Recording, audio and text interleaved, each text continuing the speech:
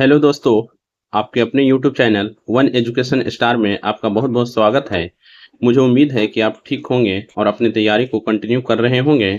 आज का टॉपिक है फिजिक्स यानी भौतिकी। हम लोग 70वीं बीपीएससी प्री एग्जाम के लिए बीपीएससी में पिछले 10 वर्षों में पूछे गए पीवाईक्यू को कर रहे हैं। आज इस टॉपिक का दूसरा वीडियो है। इसका एक वीडियो पहले अपलोड किया जा चुका है। अगर उसे नहीं देखे हैं तो उसका लिंक इसके डिस्क्रिप्शन में दिया गया है, वहां से जाकर उसको देख सकते हैं। अप्लाई का लास्ट डेट 4 नवंबर 2024 तक है और प्री एग्जाम का डेट भी फिक्स कर दिया गया है जो 13 दिसंबर को होना है। आपके पास अब वक्त बहुत कम है। वक्त को देखते हुए रिवीजन पर ज़्यादा से ज़्यादा फोकस करें और इस चैनल पर रिवीजन के लिए यानी पीवाईक्यू का ये सीरीज चल रहा है। इसमें फिजिक्स का ये दूसरा वीडियो है और बाकी इसमें सभी वीडियो अपलोड किए जाएंगे, वो चाहे केमिस्ट्री का हो, बायोलॉजी का हो या ज्योग्राफी, हिस्ट्री, पॉलिटी, सारे जो सब्जेक्ट बीपीएससी में पूछे जाते हैं उससे रिलेटेड पीवाईक्यू को इस पर अपलोड किया जाएगा। तो अगर आप इस चैनल पर नए हैं तो प्लीज़ इसे सब्सक्राइब कर ले, बेल आइकन को प्रेस कर दे, ताकि इसका वीडियो जब भी मैं अपलोड करूं या इस टाइप का जो भी नोटिफिकेशन अपलोड करूं तो उसका जानकारी सबसे पहले आपको पहुंचे। और अपने दोस्तों को शेयर कर दें। तो बिना वक्त गवाए अब हम सीधे क्वेश्चन के ऊपर चलते हैं। आज का पहला क्वेश्चन है कि निकट दृष्टि दोष किससे ठीक किया जाता है? उत्तल लेंस, अवतल लेंस, उत्तलो अवतल लेंस या अवतलो उत्तल लेंस। तो निकट दृष्टि दोष हमें पता है कि निकट दृष्टि दोष में निकट की वस्तु साफ साफ दिखाई देता है और दूर की वस्तु साफ नहीं दिखाई देता है और इसे अवतल लेंस से ठीक किया जाता है। ऑप्शन बी राइट आंसर है। चुंबकीय सुई किस तरफ संकेत करती है? पूर्व की ओर, पश्चिम की ओर, उत्तर की ओर या आकाश की ओर? तो चुंबकीय सुई उत्तर की ओर संकेत करती है। ऑप्शन सी राइट आंसर है। चुंबकत्व का अनुचुंबकीय सिद्धांत निम्न में से किसके द्वारा प्रदर्शित होता है? निकेल के द्वारा, पारा के द्वारा, लोहा के द्वारा या प्लेटिनम के द्वारा? तो चुंबकत्व का अनुचुंबकीय सिद्धांत ये प्लेटिनम के द्वारा प्रदर्शित होता है। ऑप्शन डी राइट आंसर है। पीतल एक मिश्र धातु है। डॉट का, निकेल तथा तांबा का, तांबा तथा चांदी का, निकेल तथा जस्ता का या जस्ता तथा तांबा का? तो पीतल जस्ता और तांबा का मिश्र धातु है। ऑप्शन डी राइट आंसर है।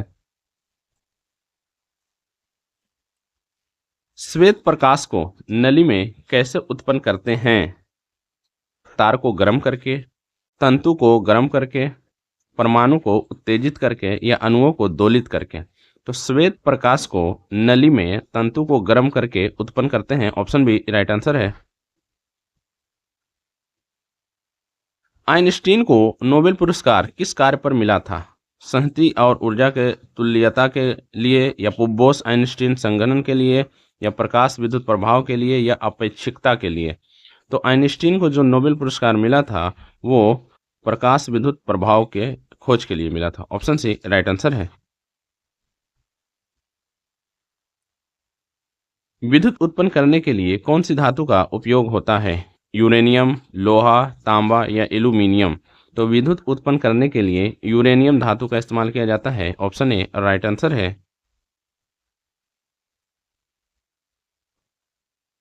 कमरे को ठंडा किया जा सकता है पानी के बहाने से, ठोस को पिघलाने से, रसोई गैस से या संपीड़ित गैस को छोड़ने से?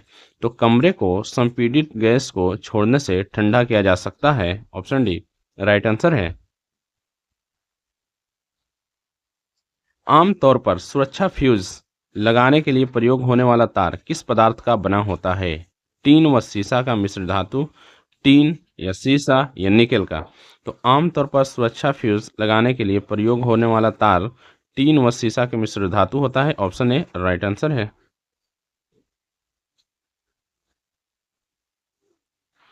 निम्न में कौन सा ऊष्मा का सबसे अधिक कुचालक है? यानी कि ऊष्मा का बैड कंडक्टर है? तांबा, सीसा, पारा या जस्ता? तो ये है शीशा, ऑप्शन बी राइट आंसर है।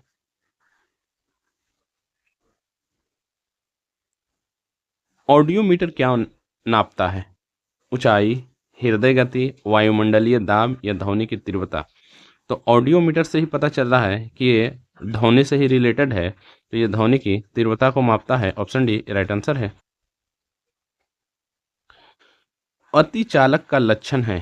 सबसे पहले हमें यह समझना पड़ेगा कि अति चालक क्या है। अति चालक का मतलब है कि जिसका प्रतिरोध बिल्कुल शून्य होता है।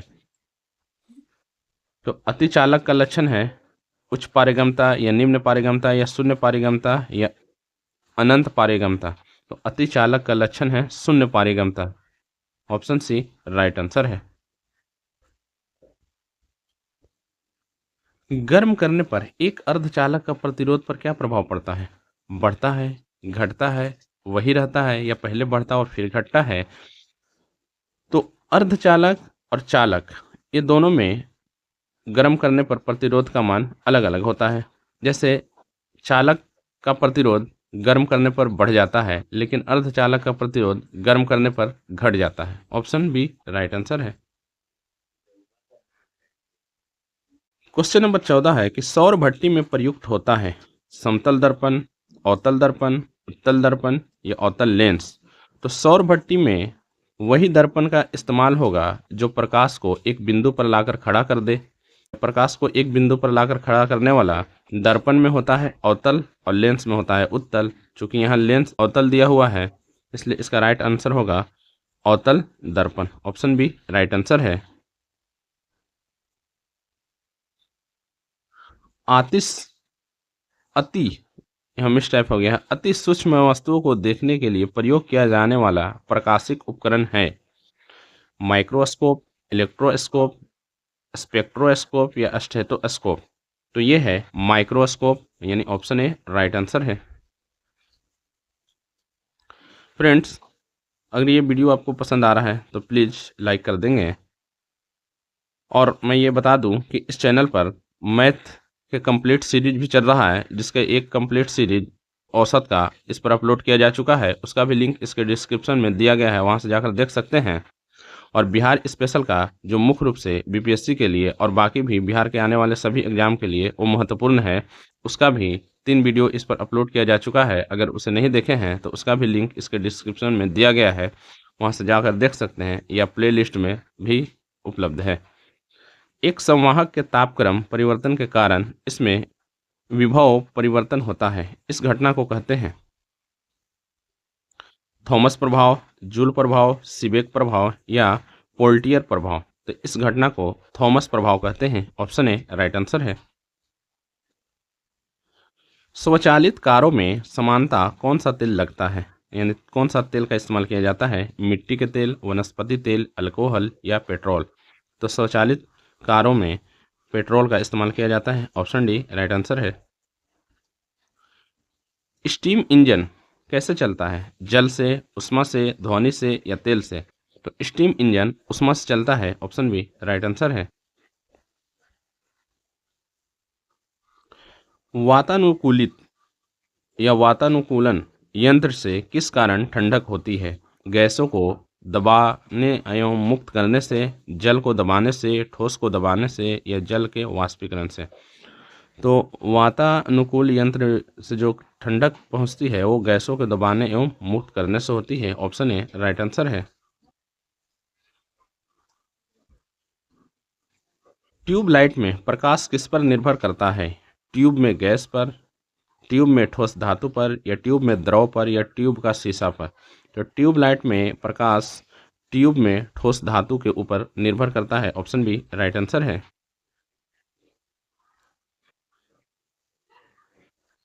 आधुनिक टेलीफोन उपयोग करता है डॉट का, रेडियो तरंगों का, ध्वनि तरंगों का, दृश्य प्रकाश का या चुंबक का? तो आधुनिक टेलीफोन रेडियो तरंग का इस्तेमाल करता है और ये एक विद्युत चुंबकीय तरंग होता है, ऑप्शन ए राइट आंसर है। घड़ी में समय मापा जाता है किसके द्वारा?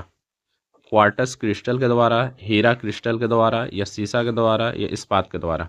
तो घड़ी में जो टाइम मापा जाता है वह क्वार्टज क्रिस्टल के द्वारा मापा जाता है, ऑप्शन ए राइट आंसर है। विद्युत संचरण के लिए उच्च वोल्टेज ग्रिड का उपयोग किया जाता है डॉट करने के लिए, करंट अधिक बढ़ाने के लिए, शक्ति की हानि अधिक करने के लिए, प्रतिरोध कम करने के लिए या ऊष्मा की हानि कम करने के लिए। तो विद्युत संचरण के लिए उस वोल्ट ग्रिड का उपयोग ऊष्मा की हानि कम करने के लिए किया जाता है। ऑप्शन डी राइट आंसर है।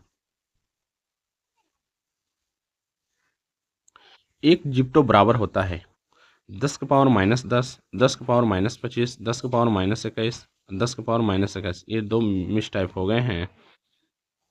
तो एक जिप्टो बराबर 10 की पावर -21 होता है, और जहाँ कहीं भी जिप्टो, पेम्टो, फेम्टो, पिको, माइक्रो ये होता है, ये सभी 3 के मल्टीपल में होता है। अगर ऑप्शन के अकॉर्डिंग अगर एग्जाम में इसी तरह ऑप्शन आ जाए, दो ऑप्शन एक ही टाइप का, तो आपके पास ये है कि आप इसमें अल्फ़ाबेट के हिसाब से जो पहले ऑप्शन आएगा उसी को आप सही टिक करेंगे। यही तरीका है, आपका ये सही माना जाएगा। तो इसमें राइट आंसर होगा ऑप्शन सी। पेंडुलम घड़ी की समय अवधि होती है 1 सेकंड, 2 सेकंड, 3 सेकंड या 1 घंटा। समय अवधि का मतलब है टाइम पीरियड, तो ये होता है 2 second. Option B right answer है। क्वेश्चन नंबर 26 है कि बैरोमीटर की ऊंचाई में अचानक वृद्धि इंगित करती है तूफान या चक्रवात के आने का, शुष्क मौसम का, बारिश की संभावना का या अत्यंत शुष्क मौसम का। तो बैरोमीटर की ऊंचाई में अचानक वृद्धि अत्यंत शुष्क मौसम का संकेत करता है, और इसमें 2-3 टाइप से होते हैं। जैसे बैरोमीटर का पठन अचानक नीचे गिर जाए तो ये तूफान या चक्रवात आने का संभावना होता है। इसका राइट आंसर ऑप्शन डी होगा। बहुत ठंड के मौसम में पानी का डॉट जलीय विलयन को संरक्षित करने के में मदद करता है। संकुचन, विस्तार या वाष्पीकरण या ऊर्ध्वपातन। तो बहुत ठंड के मौसम में पानी का विस्तार जो है कि जलीय जीव को संरक्षित करने में मदद करता है। और हम ये जानते हैं कि जब ठंड के मौसम में कोई झील जब जम जाता है तो सिर्फ उसकी ऊपरी सतह जमता है, जबकि नीचे वाला सतह वो विस्तृत रहता है, यानी कि पानी जैसे है नॉर्मल वैसा ही रहता है। नहीं तो अगर नीचे की भी सतह जम जाए तो फिर मछली का जो है कि जिंदा रहना मुश्किल हो जाएगा। क्वेश्चन नंबर 28 है कि नाई की दुकानों में 2 समतल दर्पण रखे जाते हैं एक दूसरे के समांतर 45 डिग्री के कोण पर, या एक दूसरे के लंबवत या 60 डिग्री के कोण पर। वहाँ पर जो 2 समतल दर्पण रखे जाते हैं वो एक दूसरे के समानांतर रखे जाते हैं। Option A. बिल्ली के सुनने की आवृत्ति विस्तार है 20 हर्ट्ज से 20 किलो हर्ट्ज, 20 हर्ट्ज से 50 किलो हर्ट्ज, 45 हर्ट्ज से 64 किलो हर्ट्ज, 10 हर्ट्ज से 100 किलो हर्ट्ज। तो बिल्ली के सुनने की जो आवृत्ति है वो 45 हर्ट्ज 64 किलो हर्ट्ज है। ऑप्शन सी राइट आंसर है। बड़े शोरूम और डिपार्टमेंटल स्टोर में इस्तेमाल किया जाने वाला विजिलेंस दर्पण होता है समतल दर्पण, उत्तल दर्पण, अवतल दर्पण या अवतल और उत्तल दोनों का संयोजन। तो बड़े शोरूम और डिपार्टमेंटल स्टोर में प्रयोग किया जाने वाला विजिलेंस दर्पण के रूप में उत्तल दर्पण का इस्तेमाल किया जाता है। ऑप्शन बी राइट आंसर है। एक सुचालक को दूसरे चार्ज किए गए कुचालक के पास लाकर बिना संपर्क बनाए चार्ज करने की प्रक्रिया कहलाती है प्रेरण, चालन, संवहन या विकिरण। तो ये क्रिया प्रेरण कहलाती है। ऑप्शन ए राइट आंसर है। जब प्रकाश एक माध्यम से दूसरे माध्यम में जाती है तो क्या नहीं बदलता है? वेग, तरंगदैर्घ्य, आवृत्ति या अपवर्तनांक। तो जब प्रकाश एक माध्यम से दूसरे माध्यम में जाती है तो आवृत्ति नहीं बदलती है। ऑप्शन सी राइट आंसर है। पढ़ने में काम आने वाले ग्लास लेंस किस प्रकार के लेंस से बनता है? अवतल लेंस से, उत्तल लेंस से या साधारण लेंस से या ए और बी दोनों। तो पढ़ने में काम आने वाला ग्लास उत्तल लेंस से बनता है, क्योंकि हमें पता है कि उत्तल लेंस से किसी अक्षर का साइज बड़ा हो जाता है। क्वेश्चन नंबर 34 है कि दर्पण के सामने खड़े एक व्यक्ति को अपना प्रतिबिंब बड़ा दिखाई देता है। इसका तात्पर्य है कि वह दर्पण है, समतलोत्तल, अवतल या उत्तल या समतल। तो दर्पण के सामने खड़े एक व्यक्ति को अपना प्रतिबिंब बड़ा दिखाई देने का मतलब है कि वह दर्पण अवतल है। ऑप्शन बी राइट आंसर है। आवर्धन कांच में किस प्रकार के लेंस का प्रयोग किया जाता है? तो आवर्धन कांच का मतलब भी है यहाँ पर प्रतिबिंब को बढ़ाकर देखना, तो इसमें भी उत्तल लेंस का इस्तेमाल किया जाता है। ऑप्शन बी राइट आंसर है।